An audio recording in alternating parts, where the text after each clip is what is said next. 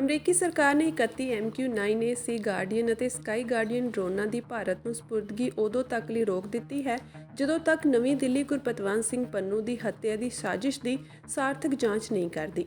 ਦੱਸਣਯੋਗ ਹੈ ਕਿ ਗੁਰਪਤਵੰਤ ਸਿੰਘ ਪੰਨੂ ਇੱਕ ਖਾਲਿਸਤਾਨੀ ਕਾਰਕੁਨ ਹਨ ਜਿਨ੍ਹਾਂ ਕੋਲ ਅਮਰੀਕਾ ਅਤੇ ਕੈਨੇਡਾ ਦੀ ਦੋਹਰੀ ਨਾਗਰਿਕਤਾ ਹੈ। ਪੰਨੂ ਤੇ ਭਾਰਤ ਨੇ ਅੱਤਵਾਦ ਦਾ ਦੋਸ਼ ਲਗਾਇਆ ਹੈ। 3 ਬਿਲੀਅਨ ਦੀ ਖਰੀਦ ਵਿੱਚ ਭਾਰਤੀ ਜਲ ਸੈਨਾ ਲਈ 15 ਸੀ ਗਾਰਡੀਅਨ ਡਰੋਨ ਸ਼ਾਮਿਲ ਸਨ, ਜਦੋਂ ਕਿ ਭਾਰਤੀ ਹਵਾਈ ਸੈਨਾ ਅਤੇ ਫੌਜ ਨੂੰ 8 ਸਕਾਈ ਗਾਰਡੀਅਨ ਡਰੋਨ ਮਿਲਣੇ ਸਨ। ਵਾਸ਼ਿੰਗਟਨ ਦੁਆਰਾ ਵਪਾਰ ਰੋਕ ਦਿੱਤੇ ਗਏ ਹਨ, ਜਿਸ ਵਿੱਚ 6 ਬੋਇੰਗ PI ਡਰੋਨਾਂ ਨੂੰ ਖਰੀਦਣ ਦਾ ਪ੍ਰਸਤਾਵ ਵੀ ਸ਼ਾਮਿਲ ਹੈ।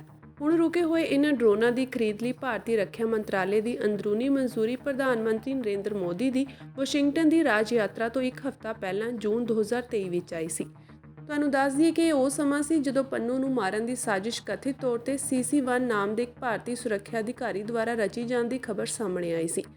ਪੰਨੂ ਦੀ ਹੱਤਿਆ ਦੀ ਕੋਸ਼ਿਸ਼ ਨੂੰ ਲੈ ਕੇ ਨਾਰਾਜ਼ਗੀ ਕਾਰਨ ਇਹ ਖਰੀਦ ਅਮਰੀਕੀ ਕਾਂਗਰਸ ਵਿੱਚ ਇਤਰਾਜ਼ ਦਾ ਵਿਸ਼ਾ ਬਣੀ। ਅਮਰੀਕੀ ਨੁਮਾਇੰਦਿਆਂ ਨੇ ਵਿਕਰੀ ਨੂੰ ਅੱਗੇ ਵਧਾਉਣ ਲਈ ਪਹਿਲਾਂ ਇਸ ਮਾਮਲੇ ਵਿੱਚ ਸਾਰਥਕ ਜਾਂਚ ਦੀ ਮੰਗ ਕੀਤੀ ਹੈ।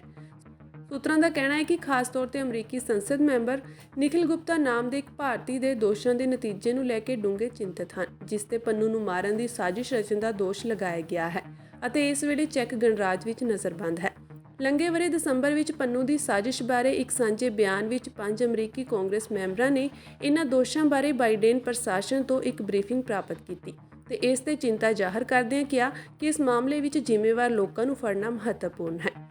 US ਫੈਡਰਲ ਵਕੀਲਾਂ ਨੇ ਦੋਸ਼ ਲਾਇਆ ਕਿ ਗੁਪਤਾ ਨੇ ਨਿਊਯਾਰਕ ਵਿੱਚ ਪੰਨੂ ਨੂੰ ਮਾਰਨ ਲਈ ਹਿਟਮੈਨ ਵਜੋਂ ਪੇਸ਼ ਕਰਨ ਵਾਲੇ ਇੱਕ FBI ਏਜੰਟ ਨੂੰ ਫਿਰੌਤੀ ਦੇਣ ਦਾ ਵਾਅਦਾ ਕੀਤਾ ਸੀ। ਗੁਪਤਾ ਨੂੰ 30 ਜੂਨ ਨੂੰ ਚੈੱਕ ਗਣਰਾਜ ਵਿੱਚ ਗ੍ਰਿਫਤਾਰ ਕੀਤਾ ਗਿਆ ਸੀ। 29 ਨਵੰਬਰ ਨੂੰ US ਫੈਡਰਲ ਪ੍ਰੋਸੀਕਿਊਟਰਾਂ ਨੇ ਗੁਪਤਾ ਤੇ ਫਿਰੌਤੀ ਲਈ ਕਤਲ ਦਾ ਦੋਸ਼ ਲਗਾਇਆ, ਜਿਸ ਵਿੱਚ 10 ਸਾਲ ਤੱਕ ਦੀ ਕੈਦ ਹੋ ਸਕਦੀ ਹੈ ਅਤੇ ਫਿਰੌਤੀ ਤੇ ਕਤਲ ਕਰਨ ਦੀ ਸਾਜ਼ਿਸ਼, ਜਿਸ ਲਈ ਵੱਧ ਤੋਂ ਵੱਧ 10 ਸਾਲ ਦੀ ਕੈਦ ਦੀ ਸਜ਼ਾ ਹੈ।